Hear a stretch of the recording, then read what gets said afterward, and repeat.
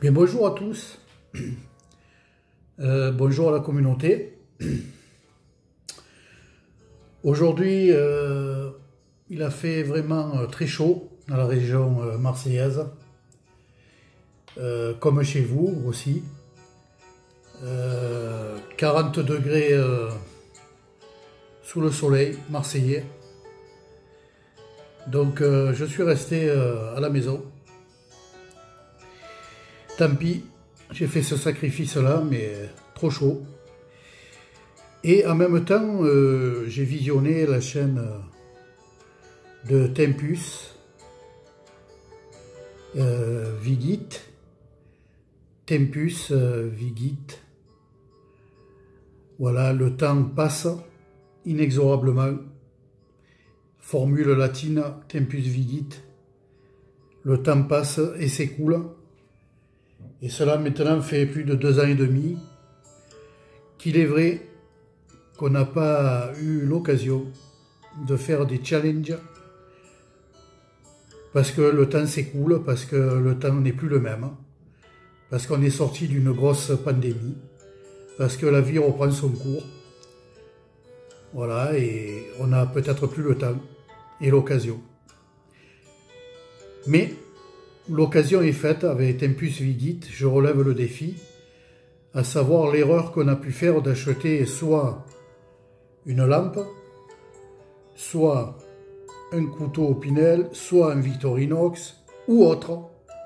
Mais rassurez-vous, moi je ne suis pas trop concerné par les marques Opinel, Victorinox et les lampes de poche, mais j'ai fait une erreur dans le passé, par curiosité, d'acquérir un couteau tactique. Alors, il est vrai que je n'aime pas les couteaux tactiques, mais je me suis laissé tenter par un couteau tactique à cran d'arrêt automatique. Et c'est l'erreur, puisque d'une part, je ne suis pas tout à fait couteau tactique, et d'autre part, qui dit tactique dit défense, et vous savez qu'à ce titre-là, on est perdant. Voilà. On est perdant si on utilise une arme, telle qu'elle soit. Voilà. Donc, il faut le savoir, et il faut faire attention au couteau que l'on peut avoir dans sa poche. Cela peut nous être préjudiciable. Je passe là-dessus, ce n'est pas le sujet. C'est pour relever donc ce défi de Tempus Vigit. Alors Tempus Vigit, je pense que tu as un prénom, moi c'est Patrick. Voilà, donc je me présente, hein, Découverte et Nature du 13. Et je réponds à ton challenge maintenant. Et je vais te montrer de quel couteau il s'agit. Lorsque je l'ai commandé, il y a plus de 2 ans et demi, il se présentait donc dans cet étui en nylon, très solide. Donc déjà, on peut dire que... Alors je ne l'ai pas payé cher, hein, je l'ai payé sur Amazon. Et il était très, très bien présenté. Bon, j'ai mis une paracorde là. Et voilà donc ce couteau que je n'utilise pas du tout. Voilà, je ne l'utilise pas du tout. Et qui plus est, je ne savais même pas où le trouver. Voilà. Alors, est-ce que cela veut dire que la qualité de ce couteau est médiocre? Pas du tout. Pas du tout. Je ne dénigre pas la qualité de ce couteau qui est excellente, hein, puisque là on voit qu'il y a un bon centrage de lame. Également, nous avons un beau manche hein, qui fait, disons, moderne, on va dire, avec, bien entendu, ici, je pense que ça doit être... c'est pas du mi-cartage, je pense pas, mais ça doit être du bon plastique. Hein. Voilà, très robuste. Voilà, avec bien sûr des petites vis là. ajourné ici. Voilà. Et il s'agit donc d'un couteau tactique. Ici, bien sûr, on peut serrer ou desserrer la lame. Voilà. Donc il s'agit d'un couteau tactique à cran d'arrêt. Voilà. Alors, étant curieux, donc je l'avais acheté sur Amazon. Et donc, je voulais voir l'effet d'avoir un couteau comme ça, avec une bonne prise à main, là, voilà, tactique, avec une sécurité ici, pour éviter que le couteau se déclenche. Voilà. Voilà, donc voici la lame, que j'ai aiguisée d'ailleurs, elle est très effilée. Et donc voici la lame très tactique, hein, très pour planter. Hein. Voilà, je vais pas vous gâcher le, je vais pas vous cacher le mot. Hein, c'est pour planter, hein, c'est pour se défendre. Hein. Après, bon, moi, je me verrais mal utiliser ce couteau pour manger du saucisson, étaler du pâté devant la famille ou devant des amis. Franchement, je ne vois pas l'intérêt là. Hein.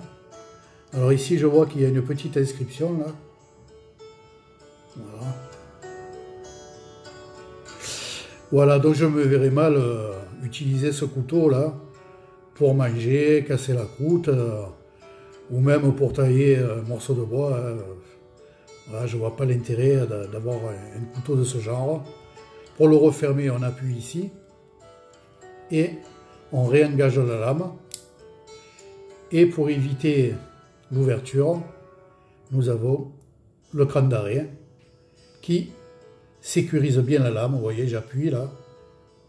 Elle est bien sécurisée. Maintenant, je désengage la sécurité. J'appuie. Et la lame se détend d'une manière très rapide et très fluide. Voilà. Et en plus de ça, elle ne se redéplie pas, puisque ici, elle est tenue par un axe. Donc, une bonne sécurité. Voilà. Donc voilà, j'ai relevé le défi Tempus. Je pense que j'ai répondu. Voilà un couteau, donc j'ai fait l'acquisition, une erreur de ma part, mais bon, on en commet des erreurs. Hein. Parfois on achète des EDC ou qu'on n'utilise pas parce que bon, ça ne nous attire plus. Voilà. Je pense avoir répondu à ce challenge. Et je te remercie de l'avoir organisé, puisque en fait, ça me rappelle de bons souvenirs. Hein. Voilà, avec des collègues de chaîne de couteaux qui s'étaient prêtés au jeu de certains challenges. Et ça nous a fait tous plaisir de se retrouver dans ces petits challenges amusants, mais également, attention, très instructifs sur les couteaux. Et certainement que ça a lancé un peu la communauté. Ça a intéressé pas mal de personnes, entre guillemets, qui se sont joints par la suite à cette communauté que nous représentions à l'époque. Alors il est vrai que moi, personnellement, je n'étais pas forcément une chaîne axée uniquement sur les couteaux EDC, mais comme j'en avais, puisque j'aime les couteaux, j'aime les EDC, et j'aime la nature, donc j'ai associé les deux. Ce qui a fait que, en fait, nous étions une communauté un peu hétéroclite et qui permettait à chacun de pouvoir faire de belles vidéos, disons des vidéos qui changent un peu de l'ordinaire, de présentation de couteaux ou autre. Et grâce à ces challenges, eh bien, on a pu s'amuser un petit moment, en période aussi de pandémie. Hein. C'est ce qu'il nous fallait. C'est ce qu'il nous fallait. Aujourd'hui, le temps n'est plus le même. Voilà. Mais j'espère combien tiendra un peu ces formes de challenge qui nous permettra peut-être un peu de se réconcilier.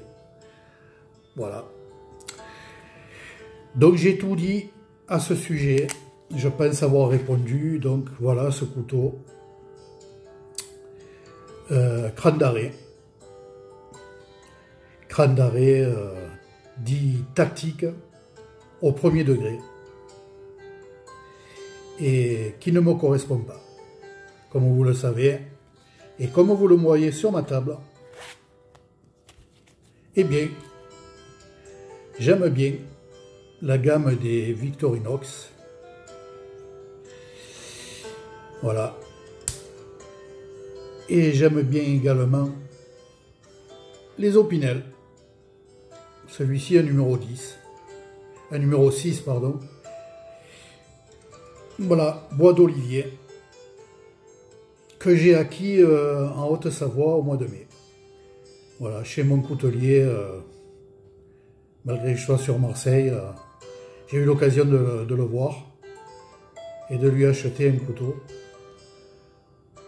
Voilà, et les autres, bien sûr, sont envoyés. Donc voilà, Tempus et la communauté, je vous salue bien. Je vous souhaite une bonne continuation sur vos chaînes. Quant à moi, bientôt ma chaîne va s'arrêter à la fin de l'année. Il me reste encore quelques vidéos sur des plantes. Peut-être quelques vidéos également sur un ou deux couteaux d'utilisation en restaurant. Quelques vidéos de bord de mer. Pour votre plaisir, bien sûr. Et puis je pense que ma chaîne s'arrêtera, on va dire, décembre-janvier. Voilà. Il se pourrait que je n'enlève pas les vidéos. Voilà. Mais pour moi, ce sera à rebuffer sur YouTube. Voilà. Je vous remercie pour votre écoute et à bientôt, peut-être pour un prochain challenge. Pourquoi pas?